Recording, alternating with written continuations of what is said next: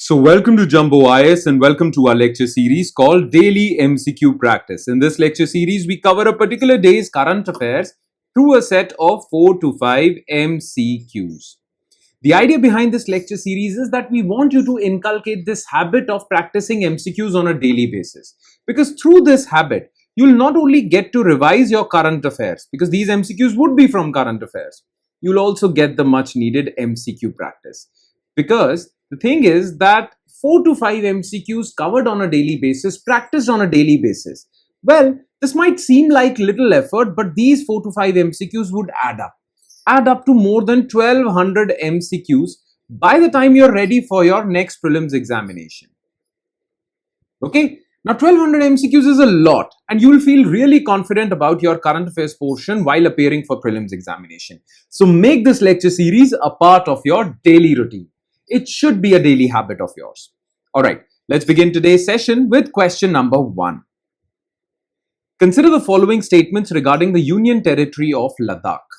It was separated from erstwhile state of Jammu and Kashmir as per J&K Reorganization Act 2019. The J&K governor can make regulations for peace, progress and good government of Ladakh, which will have the same force and effect as an act of parliament. These regulations cannot amend or repeal an already existing law of parliament. Okay, so look, the thing is that Ladakh was part of the state of Jammu and Kashmir. Basically, the older state of, erstwhile state of Jammu and Kashmir had 3 regions. Okay, the Jammu Plains region, the Kashmir Valley and the Ladakh region, right? These 3 regions constituted together the J&K state. And J&K state was given special autonomy status under Article 370 of the Constitution. But in 2019, well, the government scrapped this Article 370 and decided to redraw the map of the state of Jammu and Kashmir. Okay, now this redrawing was done through J&K Reorganization Act. And under J&K Reorganization Act, the entire state was divided into 2 union territories. So it is no longer a state. It is 2 union territories. The Union Territory of J&K, the Union Territory of Ladakh. Okay, so first statement is absolutely correct. Now look, there are many UTs in our country, but there are 2 types of UTs. Okay, in one UT, in one category of UTs, well, there is a legislative assembly and there are normal state elections and there is a CM, chief minister and other ministers, right? The examples of such kind of UTs are Delhi, Pondicherry and J&K. But there are some UTs which do not have a legislative assembly, chief ministers and other ministers like Chandigarh, Dadar and Nagar Haveli, Daman and Diu, Lakshadweep, Andaman and Nicobar Islands, right? Now, Ladakh is that category of UTs. Ladakh belongs to those that category of UTs which do not have a CM, legislative assembly. Okay.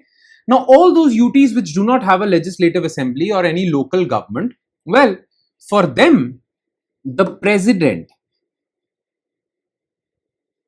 under Article 240 of the Constitution, so Article 240 of the Constitution gives the power to the president to make regulations for peace, progress and good government of that UT. And Ladakh is one such UT. And this regulation by the president will have the same force as a law made by parliament. So this is correct. Right? Now, these regulations are so powerful that they can even amend, repeal an act of parliament applicable to that UT. So through these regulations, president can even repeal, completely cancel or amend an act of parliament applicable in that UT. So these regulations cannot, no, they very well can. This is mentioned in Article 240. So this is false. The answer is only to B. Okay, question number 2. Which of the following is correct regarding Mount Etna? It is located on the east coast of the island of Sicily, the largest island in the Mediterranean Sea. It was a dormant volcano for many centuries and became active only in the 19th century. It has been declared a UNESCO World Heritage Site since 2013. Now, Mount Etna is basically a volcanic mountain,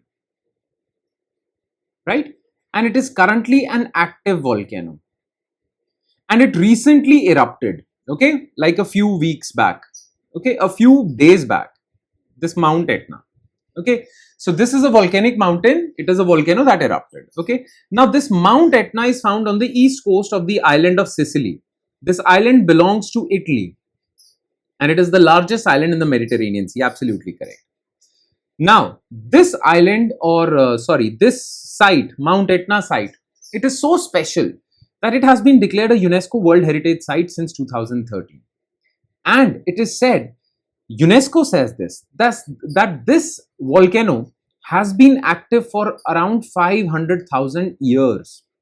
So it's been active since 5 lakh years. So it was never a dormant volcano. It was an active volcano for many years. So this statement is false. 1 and 3, the answer is C. Question number 3. Consider the following statements regarding National Polio Surveillance Network. It was launched in 1997 for detecting and controlling polio and other vaccine preventable diseases. The nodal agency for this was Union Health Ministry in collaboration with World Health Organization. Now look, the thing is that for many years, India is free of polio. India eradicated polio. But at one point of time, polio was a big problem in India. Okay.